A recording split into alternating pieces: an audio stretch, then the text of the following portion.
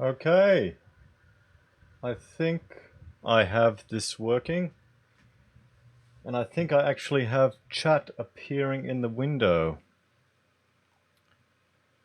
Hello everyone, thanks for joining me. Got my coffee, and I thought we'd read a journal together. Where are you drawing this information from, Mr. Heise? I am drawing it from, I'll show you here. It is, here, can you see this? Oh, wait. It is from the, what is it? The Oxley Memorial Library Advisorial Committee for the Library Board of Queensland. It's the Queensland Heritage Journal, a periodical. Some notes on cannibalism among Queensland Aboriginals. So it was written in 1967, or was published then. And they've got a whole series of different publications on a variety of different topics. So this is volume 2. I can't actually find what volume it was in, or maybe I just showed that before and I've lost it. So that's the source. So I'd say it's a reasonable, reputable journal, Queensland Heritage. So this is volume 2, number 1. And it looks like they've got a whole range of interesting topics, at least here in the contents. I can't quite get the full publication. So, because of all of the hoo-ha over Australia Day and the marches, and I started just doing some digging to find some statistics, really, to back up some of the data that I'd read over the years. And I stumbled upon this article, and I thought I would do a video on it. And then I thought, why don't I just do a live stream, read through it with you guys. You can, maybe listen to it as a podcast while you're driving. Because I don't know if it's something everyone would be exposed to, or everyone would look up this type of information. So, yeah, let me know what you think, if this is interesting to you or not. Aboriginal of high degree, that would be a better reference to their culture. I will add that to my list, but I thought for now I want to read this this article or this journal piece and just go through it and see, just to see what forms of cannibalism were present here in Australia or in Queensland. So yeah, no, please. Any other references or sources that you think would be useful, share with me. I've got to expand what I'm learning. I've just got, this is a book here, which is, can you see it? It's Take Two. It's one published by the Institute of Architects. And there was here some work done by Paul Flores from Housing for Health, an architect, and someone I actually looked up to, where they were essentially just looking at the issues in remote communities and what you could do to keep the kids healthy. And I'll link to that in another video, but it's kind of a practical application. So I've got my coffee and we've got a few people watching. Let's get into it, guys. So the purpose of these notes is to endeavor to throw some light on the prevalence of otherwise of cannibalism among Queensland Aborigines in the 19th century, and by a search of available publications and archival material to make a comparative study of Queensland practices against a background of cannibalistic practices in other parts of the world. So it's okay, I will. Thanks, Sal. So it's a comparison of it to other parts of the world. So this should be interesting to see. Because honestly, I can't say I've done that much investigation into cannibalistic practices. It's not really something you tend to look up. In the first place, it is necessary to define what cannibalism is. They're being held in some quarters a sort of folk belief, which is exemplified in the typical illustrated joke showing cannibals preparing to feast on a fat, big game hunter Well, yeah, I think that's still evident these days, isn't it? That a good deal of cannibalism involves the eating of Europeans by the dark races, while writers such as Thorne, Simpson, and Bastow contend that the only real cannibalism was gustative cannibalism, the eating of human flesh for food. Thus, common concepts of cannibalism involve mainly the eating of human flesh with relish, as the 19th century Fijians and Maoris used. That's a different way of writing it. I'm not used to that. And Maoris used to do. And quite frequently also the eating of Europeans by coloured races, which undoubtedly did occur on some occasions. Whereas it will be shown that a large number of cannibalistic acts were of a ceremonial nature and involved the eating of the flesh of fellow tribesmen or members of a neighbouring tribe or tribal group.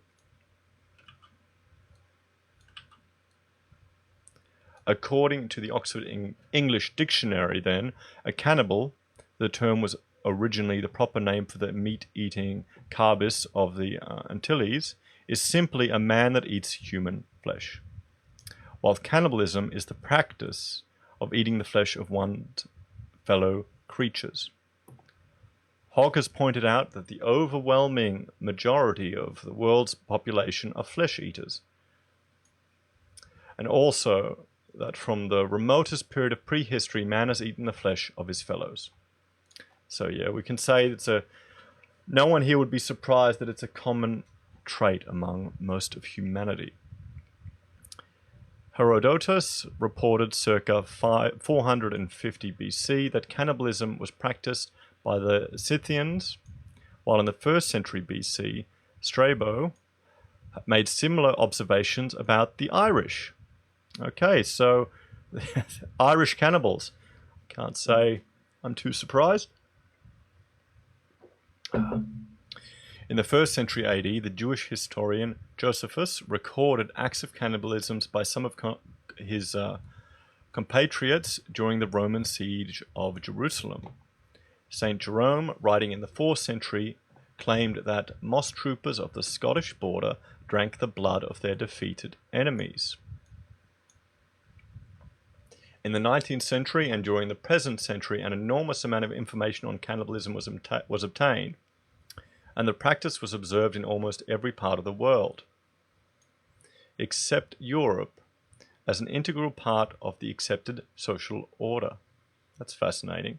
Even in Europe, where ethical values have to a greater extent acted as a block, instances of cannibalism can be gleaned from historians.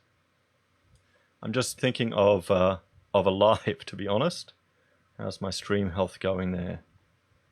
Okay, no, it's still, it's giving me a little warning.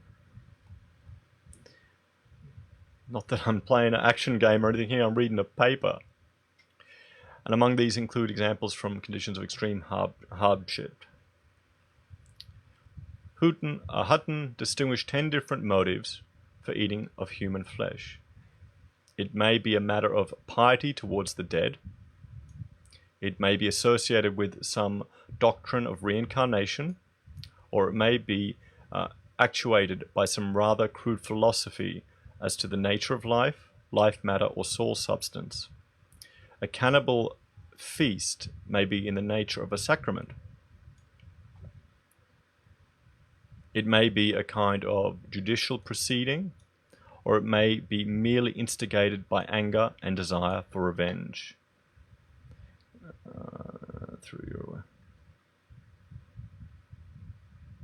Oh yeah, no, I'm sure cannibalism is prevalent in Europe a lot more than people realize, particularly during famine. Oh well, for cannibalism in Russia, Soviet Union, just see. So human flesh may be eaten or human blood drunk, merely medicinally, or as a result of exceptional limitations in the matter of diet, or under the dictate of hunger or for pure greed. With regards to cannibalistic acts as practiced by Australian Aboriginals, RM and CM Burnett have shown in a masterly analysis of the principal reports available that the majority of these acts were of a ceremonial nature. The greatest number of these practices were associated with pietistic burial rituals, whilst in many instances also the whole or part of the bodies of Aborigines killed in battle were eaten by their enemies. Now that's interesting. We didn't hear about that at school, although it seems to align with a lot of the other cultures that they just mentioned. Other instances were recorded, however, of the eating of the flesh of Aboriginal men, women, and children. And it will be untrue to say that all of these acts were performed from pietistic motives or out of revenge. It is the intention of these notes to deal broadly with the cannibalistic practices carried out by Australian Aboriginals and recorded by observers, to try to draw some conclusions from them and to endeavour to apply these conclusions to Queensland examples drawn from the 19th century observed and archival sources. So, according to RM and C.N. Burnett, the practice of pietistic burial cannibalism, known as endocannibalism, was very widespread throughout Australia. In many cases, the whole of the body, except the bones, intestines, and genitalia, was eaten. However, Deri and adjacent tribes of Central Australia ate only the fatty parts of the face, thighs, arms, and stomach. So they were the keto guys. Yep, keto for life. So, Sweeney reported instances of the practice of endocannibalism in Arnhem Land as recently as 1939. McCarthy concluded that the most important functions and meanings of the whole of the funereal ritual were to assure the subject that his death is regretted and in certain circumstances will be avenged, and his body will be given traditional treatment, and to ensure that his eternal and immortal spirit will be directed and delivered so far as possible to its proper spirit home. Okay, this is interesting. From a European and Christian perspective, the idea of eating a past family member doesn't really sit too well to me. But if you are living in an environment where perhaps resources are also less readily available, you wouldn't let it go to waste. So, if this is correct, members of the deceased tribal group would have reason to fear the deceased spirit if the traditional rites were not observed. In some cases, the participants hoped by partaking of the flesh of the deceased to increase their strength, in others to improve their hunting ability. Well, I guess if you were, eating the organs and the fat, it would help your body get the nutrients that it needed. Okay? Although not as commonly practiced in Australia as burial cannibalism, acts of revenge cannibalism were nevertheless widespread. There, again, some ceremonial was almost invariably observed. Hang on, let me just show that. Like African tribes, when husbands died, the widow gets... Okay, F by all members of the tribe. Yeah, well, lost, that's also kind of... if you go back in Judeo-Christian teachings, the brother-in-law had to fulfill the obligations of his brother if the brother didn't breed. I usually only eat other human organs in order to gain their spirit, not for nutritional value. Well, yeah, your hair falls out if you eat human meat. Well, that's interesting. Does that explain why I'm bald? Is that what you're saying? There again, some ceremonial, but some tribes, all of the body except the bones, intestines, and genitalia were eaten. By others, only the flesh of the arms and legs. By others, only that of the hands and the feet. By others, only the kidney fat. Howard made a distinction between revenge cannibalism and the practice of eating the kidney fat of both enemies and fellow tribesmen for magical reasons. See, we haven't really been taught any of this, have we, at school? Elsewhere, he stated, however, that the Theodora and, oh, good lord, Nagario ate the hands and feet of their enemies they killed in raids, and in eating them they acquired, as they thought, some of their qualities and courage. Okay. Bates came to similar conclusions after a study of some of the desert tribes of Western Australia. This belief, however, was in direct contrast to that of the Maoris of New Zealand as recorded by Thomson. It is erroneous to suppose that cannibalism was practiced under the conviction that the strength and courage of the person eaten was passed into the body of the eater. No man ever coveted the qualities of those he hated. Good point there. Oh yeah. Just ask the elite that's showing down on babies and children today.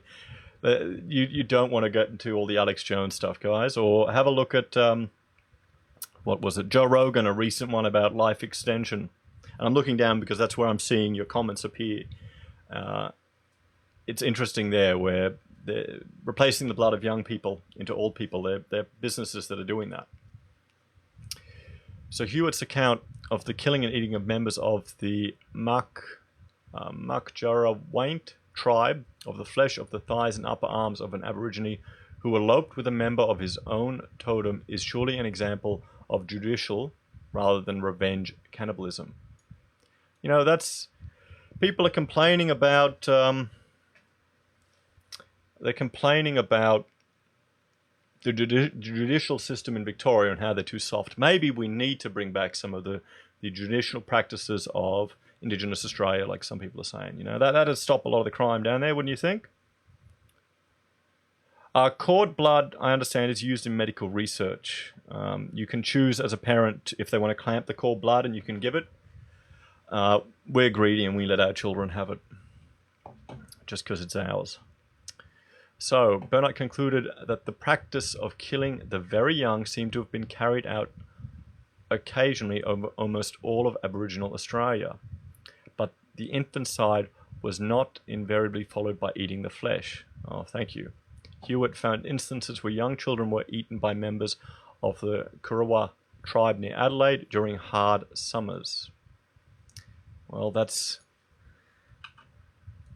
no different to what happened with the not real socialism that was implemented, was it, in Russia? And where the flesh of young children of the Wetjo Baluk tribe were eaten by their elder brothers and sisters to make them strong. He reported also that all the tribes of the Wetjo nation and on the Murray River frontage used at times, when an older child was weak and sickly, to kill its infant brother or sister to feed them on the flesh. Well, okay, this is interesting. So I'm starting to see where Molyneux got some of his references for his speech when he visited Australia. Bates also recorded examples of the practice of infant cannibalism by the desert tribes of South and Western Australia. Thomas recorded a case of the Gascoyne River in Western Australia where an Aboriginal girl was killed and eaten by a native who decoyed her away. She was very plump. The object of killing her was to acquire this desirable quality. Okay. Beckley also referred to rare cases of the killing and eating of a young girl on a special ritual occasion, but his information is not documented.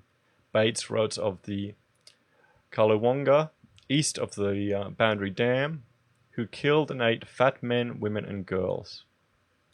Elsewhere she stated that wanton women in any camp, i.e. among the West Australian desert tribes, could be lawfully killed and eaten, and this may be a key to the motivation of some cannibalistic practices of this nature.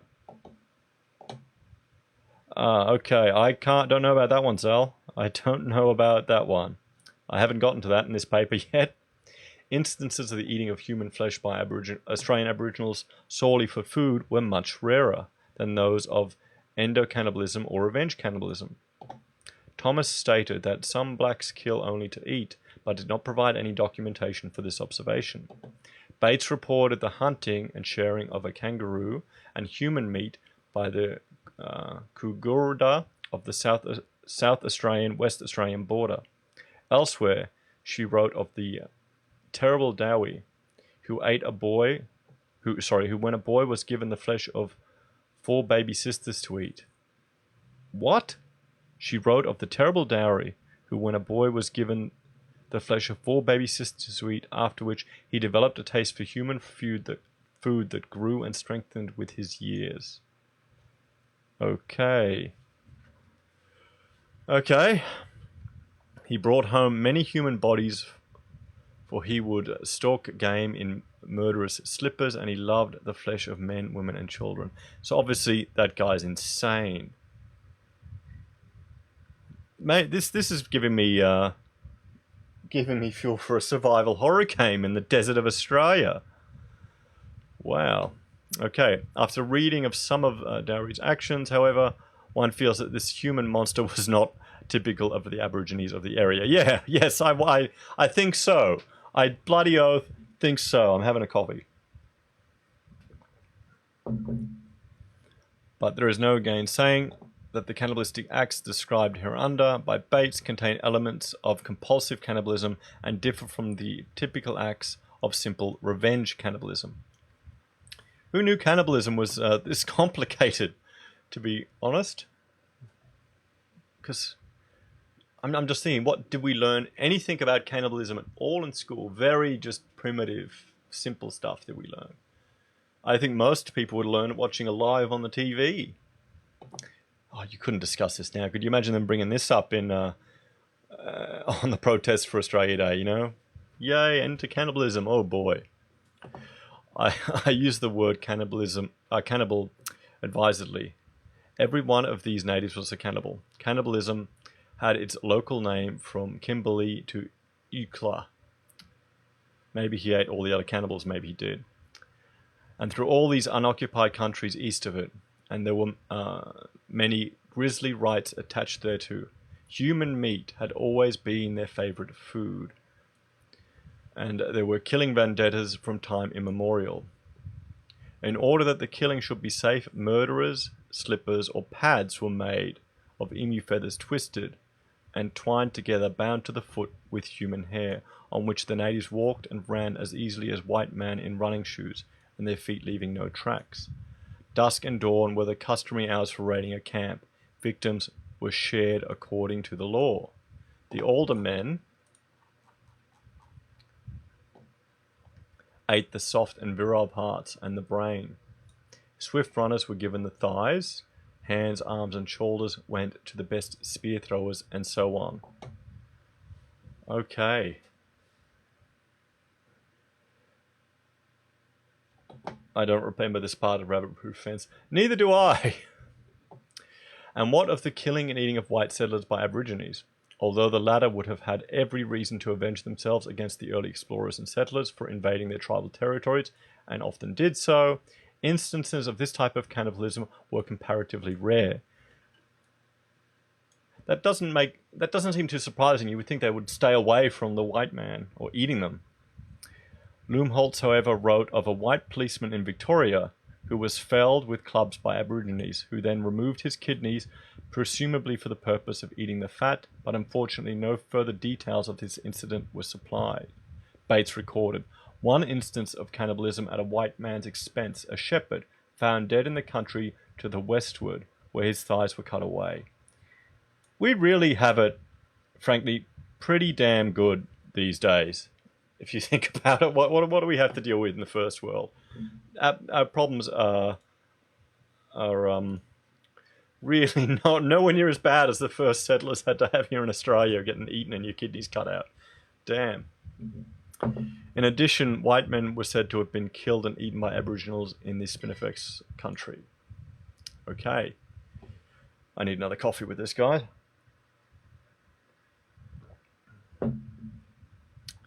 Here then is the background for an examination of writings and records about 19th century cannibalism among Aborigines of what is now the state of Queensland.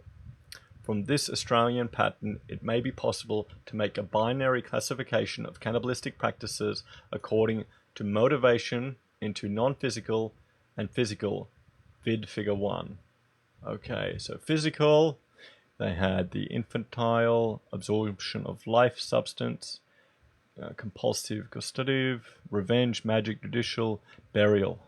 non-physical. Okay. Although it might provide a superficial analysis, the above dichotomy is not entirely satisfactory.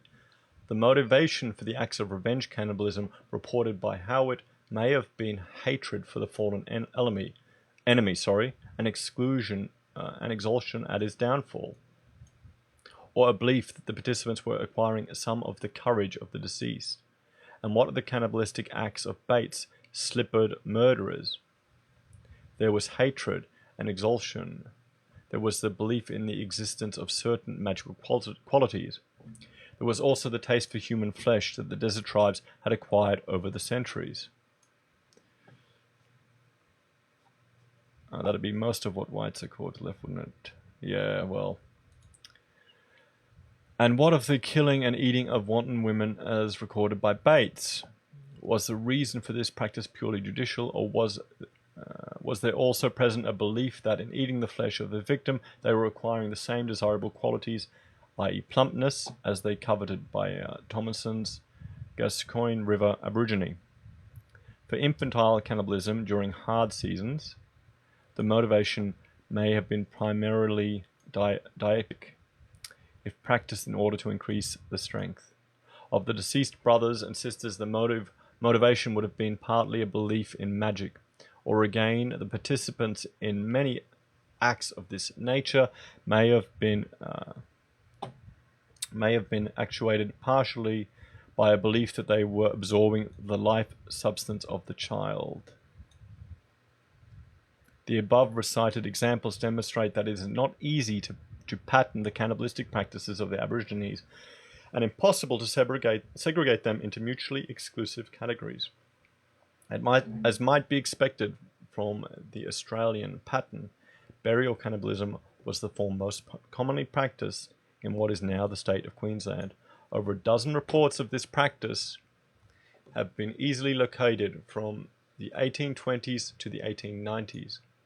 The occasions varied from Aborigines killed in tribal fights, in resisting a trooper, or in a brawl with a white settler, to corpses in the case of the Kalkundans, of the headwaters of the North Leichhardt, of friend or foe, old or young, even in cases where the flesh was visibly rotten with venereal disease.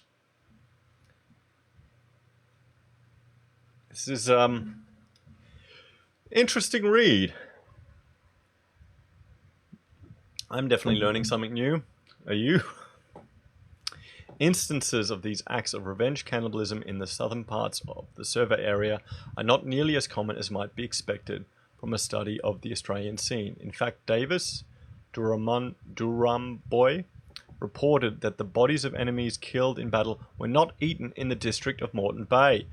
Fantastic! Yes, I'm happy with that, because Moreton Bay is, just over there, a couple of hours. On the other hand, oh boy, here we go. Well, it sounds well researched without an obvious agenda for once. This is from the 60s. Have you bitten off more than you can chew? How do you mean? I'm getting there. I'm getting there. On the other hand, Breadmore, who took up Tarot in the Maryborough district shortly after the killing of Eames' men on the run, described in his reminiscence how one Mini, a Fraser Island Aborigine, was killed and eaten by his Beardmore's Aboriginal shepherds, who were Minis inverted enemies. So up near Fraser Island, there was some cannibalism. Further north saw definitive signs of cannibalistic practices on the eastern shores of the Gulf of Carpentaria as early as 1623. The fact that the burial ritual had not been completed would appear to show that the motive was revenge. Frank Jardine, while at Parallel Creek in 1864, and Mulligan in the Land Valley in 1875, made similar discoveries. Come on.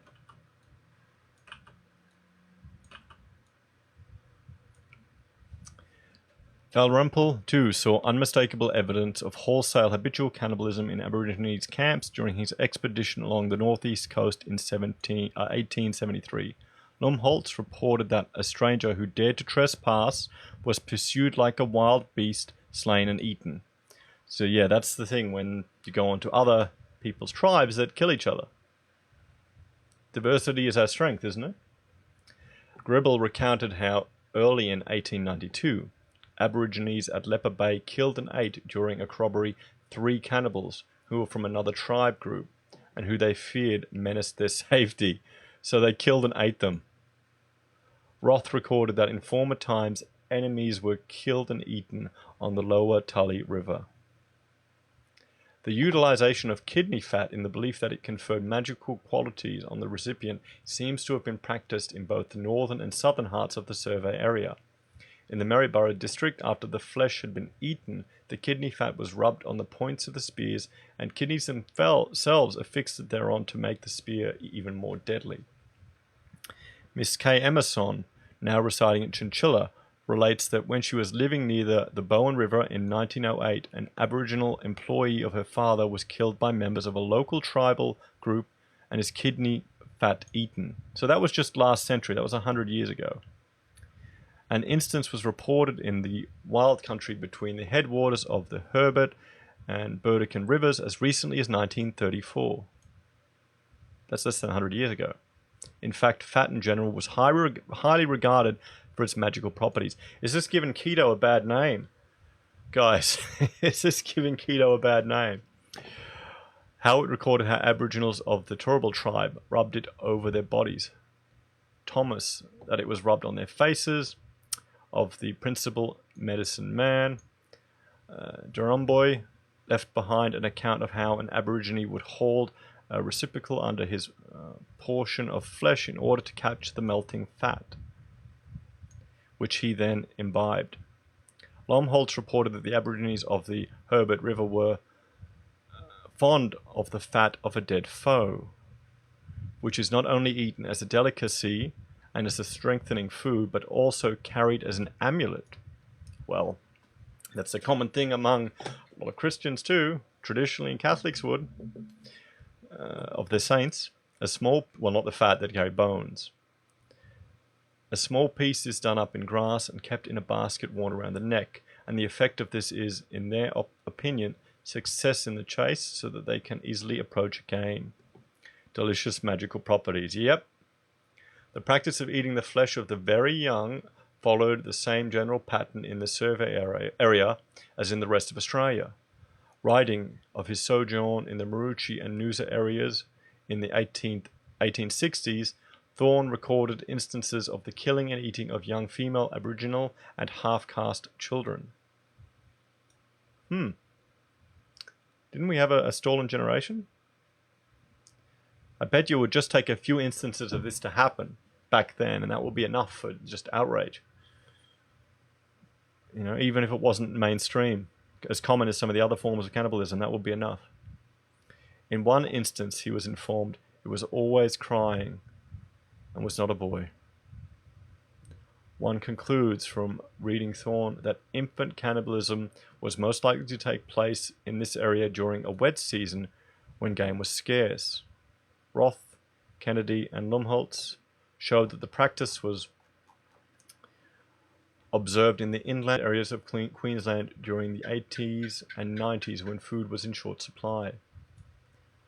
Rudder noted instances of the practice in the Maryborough district in the 1860s, the Aboriginals believing that the spirit of the child went back into the mother.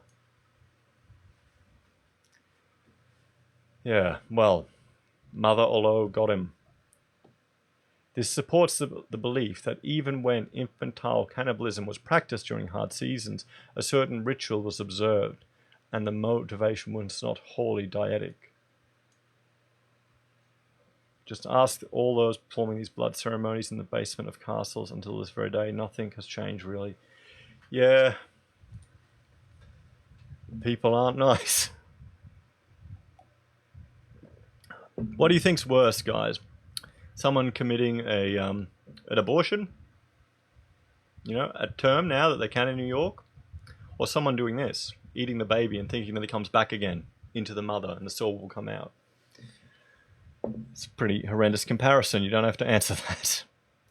Reports are at variance concerning the killing and eating of fully grown Aborigines in the survey area for dietetic reasons. Both Russells and Borosim stated that during the Bunya season, the Aboriginals' craving for flesh was so intense that they were impelled to kill one of their number in order for their appetites might be satisfied. These statements were corroborated by Colin Mackenzie Fraser of the Kenilworth Run, while giving evidence in 1861 before a select committee on the native police force and the conditions of the Aborigines generally. Okay, then in fact you have no doubt that the practice of cannibalism prevails. I have not the slightest doubt in my mind. Do you know how they select a particular individual? When he is selected by a few, they pitch upon him, and on the first opportunity they get him off his guard and knock him on the head. On the other hand, Howard quoted both Petrie and Albridge as stating that the idea of flesh hunger during the Bunya season was absurd. Let's hope it was. One wonders, in view of Petrie and Albridge's denials, what would be the source of food supply for such a large body of Aborigines at the end of the Bunya season, when much of the local fauna had been driven away, especially, as would sometimes be in case of this area, if the onset of a rain period with its concomitant scarcity of game coincided with the last day of the Bunya season. I wonder. Writing of the northwest central Queensland, Roth stated that native peoples were killed and eaten if in good condition, numerous instances having been related by Aborigines as having occurred in the early days. He could find no instance in that area, however, where an adult male or female had been killed for the sole purpose of providing a repast. The same writer, on the other hand, recorded instances of cannibalism among the Bloomfield River Aborigines since 1885, when impelled by hunger. He also reported exceptional instances of killing to eat on the part of the scrub blacks of the lower Tully River. Lomholtz stated that the Herbert River Aborigines sometimes undertook expeditions for the special purpose of obtaining tulgoro, that is, human flesh. Attacks were made before sunrise on small neighboring groups. Those who did not succeed in escaping were killed and eaten. Dalrymple's reference to wholesale habitual cannibalism south of the Endeavour River, see column 1, renders it possible that at least some of these acts may have been motivated by flesh hunger. Gribble's three older cannibals at Yarrabah, who were wont to pick quarries with a view of killing and eating their opponents, also belong in this category. In addition, Longman quoted Measton as stating that cannibalism was occasionally welcomed as a change from a vegetable diet. Well, you know, we've got to worry about vegetarianism, guys. Maybe it's all acceptable then. Maybe it's all acceptable. Hang on, what are you saying there, Zal? Ever seen the work of Steve Richard, Mr. Heise? As a modern-day Aboriginal holographic kinetic healer, you can catch interviews with him on YouTube. We have some interesting information on some of the stuff you're reading as to why the tribesmen were doing this. I'll have to look him up. But, you know, as they're doing it to get away from a vegetable diet, I mean, okay, I make fun of vegans and vegetarians as much as any male does that has a healthy level of testosterone, but this is a bit extreme even for me, guys. With regard to the killing and eating of young women, reported in other parts of Australia by Thompson, Bleakley and Bates, evidence of this practice in the survey area has been somewhat scarce. Rudd, however, reported that in the 1860s, 2 young Aborigines sought the affections of a young Aboriginal woman in the Maryborough area. Later, one of those Aborigines waylaid and speared her. The 2 then held a cannibalistic feast in which they were joined by other Aborigines. Roth also recorded instances of killing and eating women, but did not state the age of the victims. According to Lomholtz, young women who were caught in Tulgora raids by Herbert River Aborigines were spared, but older women were killed and eaten. Well, there you go. There's the privilege there of youth. On the lower Tully River, a woman could be eaten as punishment for leaving her husband.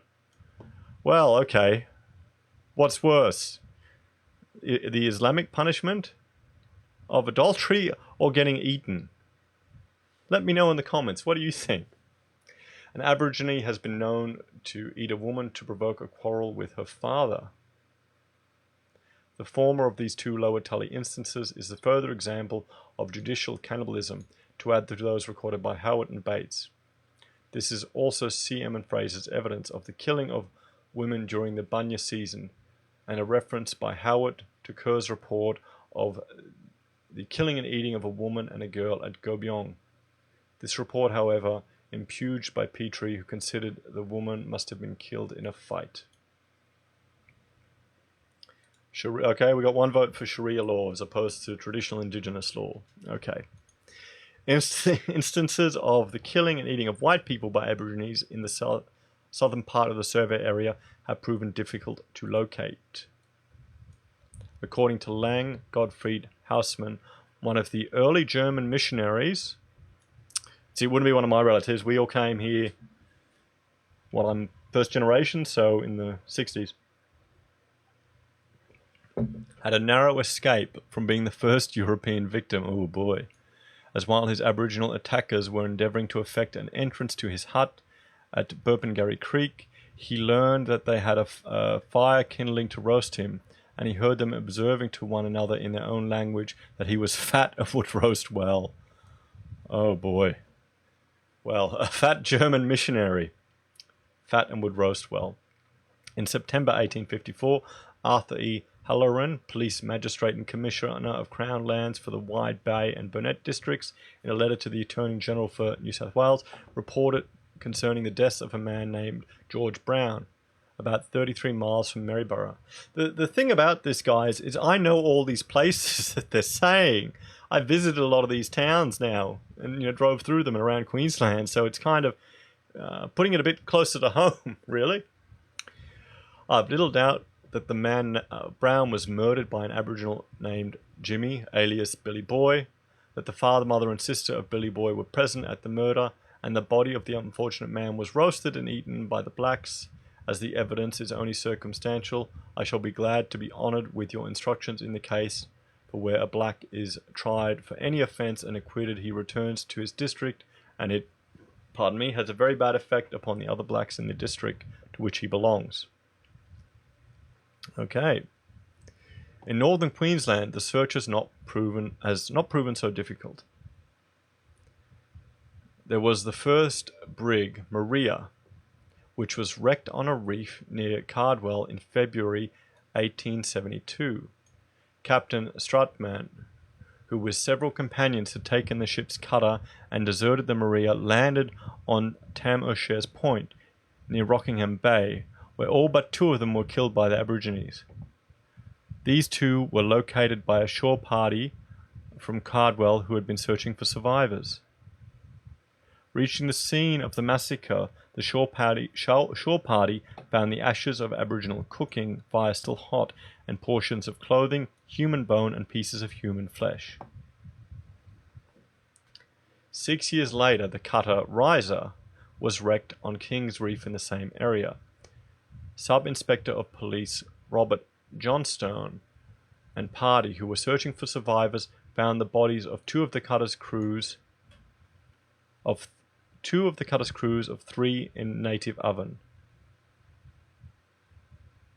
There were traces of fire under the bodies, which had been partially roasted.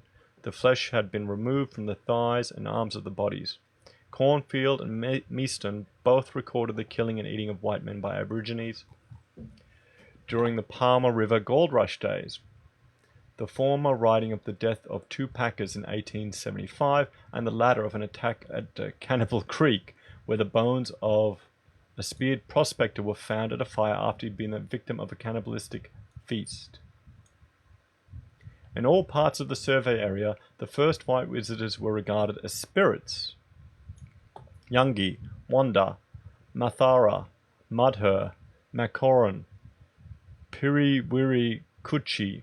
These were all the Aboriginal names in various localities for spirits or ghosts, and these were the names given to the first European visitors.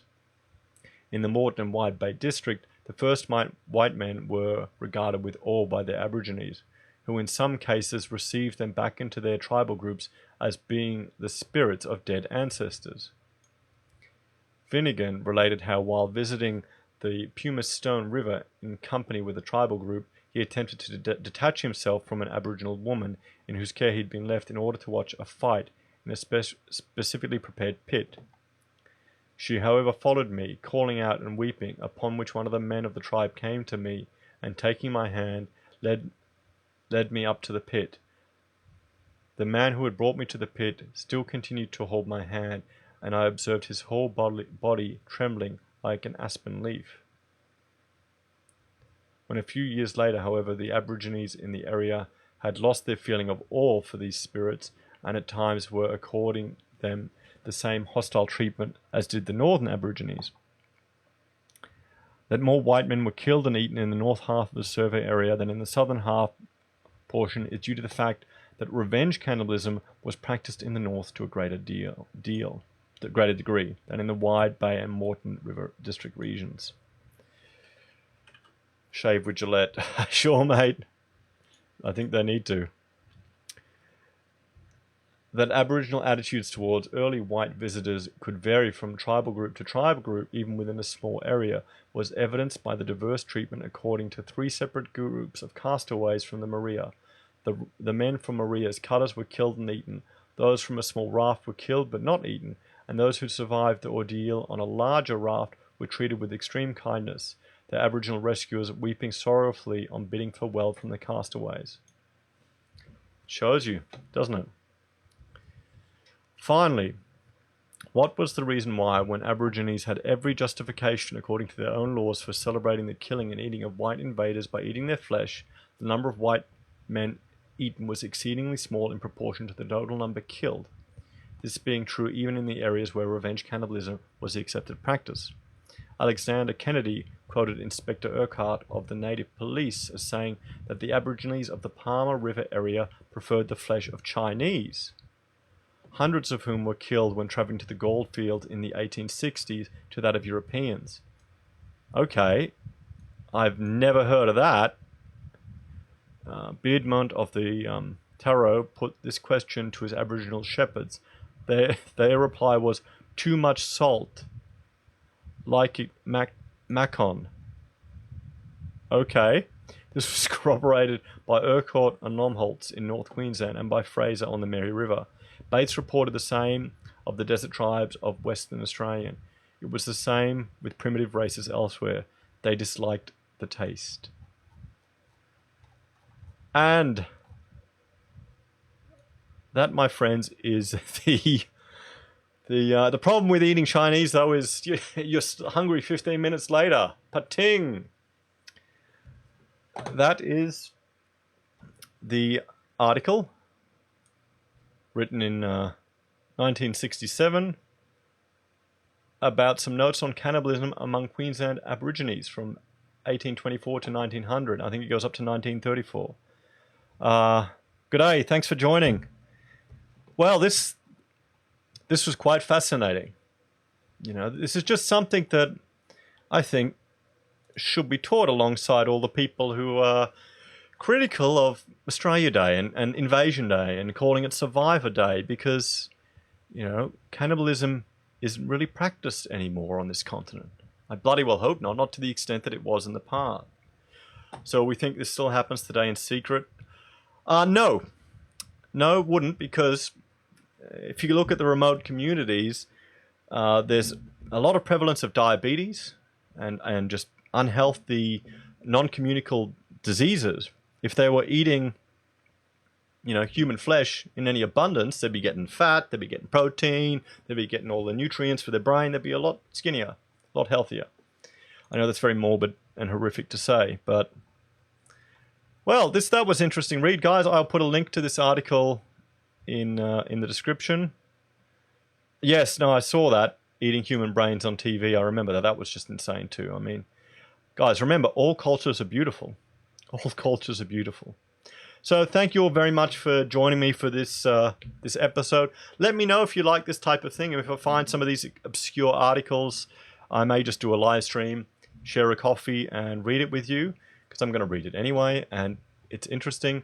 I'll put a link to the description in below. If you have any other articles or journal literature you think would be interesting for me to read, let me know. Guys, thank you all very much, and I'll see you tomorrow. Bye for now.